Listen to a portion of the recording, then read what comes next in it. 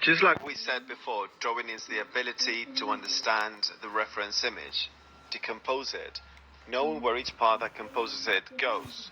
Those bricks, as I said before. And the methodology is the knowledge that leads to a specific method. What about the technique? It's quite simple. The technique are the steps to follow, the individual actions, everything we do on the skin, one by one and separately. We could say that the technique is that set of individual elements, a line or a set of lines, a shadow or a shed of overlapped shadows to shape the volume of the nose, for example, a saturation or set of saturations that shape the cheekbone, for example. All of this is made through the technique.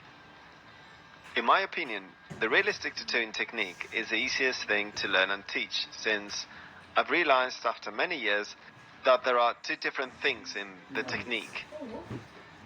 One is the action of making a line or a shadow, which pressure to use, which voltage and strength, obviously.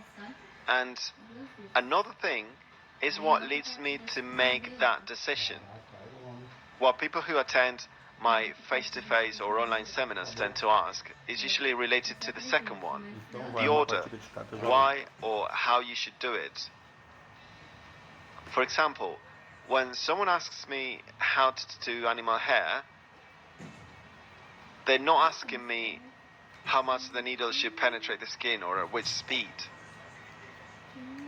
They're asking which materials they should use, which needle, which direction they should follow, and technical tips to achieve hair as realistic as possible. Notice that from everything we've just said, technique is just a small part of the solution, since everything else is related to drawing and methodology. This course has been renewed and updated, and we've added a new lesson that wasn't in the beginning, called Realistic Tattoo Technique Workshop. Personally, I think that this workshop is a proof of what I'll tell you next. What I'll really do in this workshop is uploading videos of different examples, how to make an eye, how to make animal hair, how to make soft shadows, how to make broken shadows, how to make gradients and dot work, how to make fine and thick lines. Você joga uma partida direto. There are many things that I can teach you, but I'll obviously show you the most useful ones. Those that can provide you with tips, or I'll give you personal advice that can give you something extra. But what I'll prove before anything, before doing animal hair, a landscape, an eye or whatever, before I make anything related to realistic tattooing, I'll ask myself the same things and make the same decisions. In other words, is the lines made tattooed the same way as black hair from an old photo? No, they're not tattooed the same way. But you should take the same things into account before starting. And you should make the same decisions before starting to execute those individual actions that will shape that hair or that mane. So, lastly, you have to make the decision of how to apply it. And this is the easiest thing. If you learn these tips, this way of thinking before tattooing, I'm sure you will improve a lot in whatever you focus on. Be it shadows, dots, animals, buildings. It doesn't matter what you want to make, what you put your mind into. After learning this, you'll be able to make it without fear and, above all, you'll apply it correctly and in less time. But for that, the sole condition I ask from you is that you master methodology in drawing after doing this technical workshop. And also, think before acting, as I call it, because if not, it'll be useless. The technique solves only two questions. How is it made, and in which order? These two questions should be solved fast when we're tattooing, and they also provide valuable information such as which voltage should I use, how much pressure should I apply, how fast should my hand movements be. All of these things are related to technique and answer those two questions. how is it made, and in which order. Usually, and as a conclusion, we start from here. When we have no idea of what we're doing or what we're starting to do and still have a lot left to learn, you're most intrigued about the last step, which is the execution.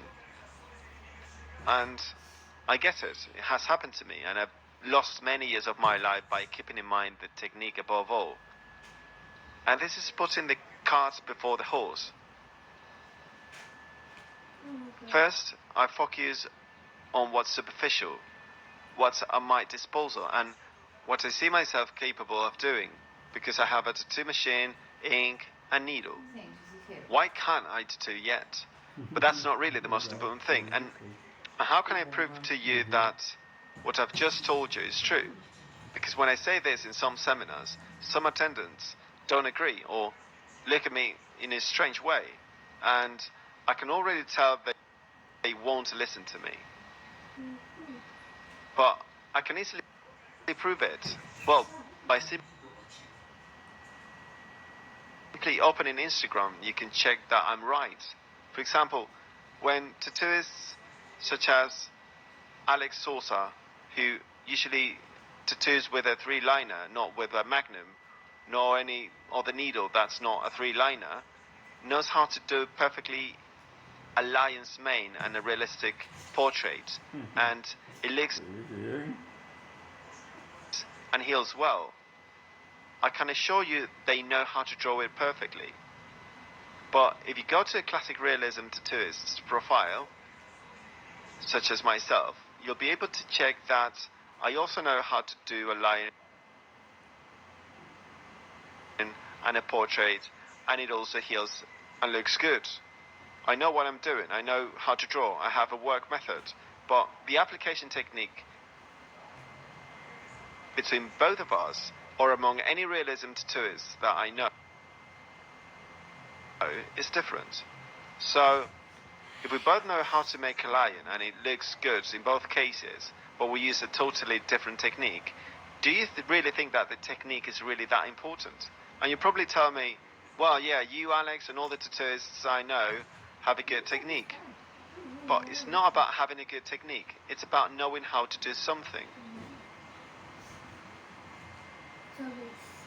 Over time, obviously, you'll do better or worse. But what I'm trying to say is that if you think there's a secret way of doing, for example, a lion's mane that I can tell you about, there's not. Many people ask me these questions during the seminars, and they tend to answer them themselves through the same question they're asking. For example, hey Cora, how is a lion's mane made? Like this, sideways and with a right magnum, right? In other words, they can already imagine more or less how it's made. Because we can also watch it for free on YouTube or any other social media. There's no need of making a course to really imagine that a lion's mane is made usually with a round magnum sideways. But then tattooists such as Alex and many others who use different materials, applications and movements, do they make it correctly? No, just differently. But that shows that even if you make it in a different way, if you're good at drawing and you have a good methodology with any technique in any way, you'll be able to do any realistic tattoo.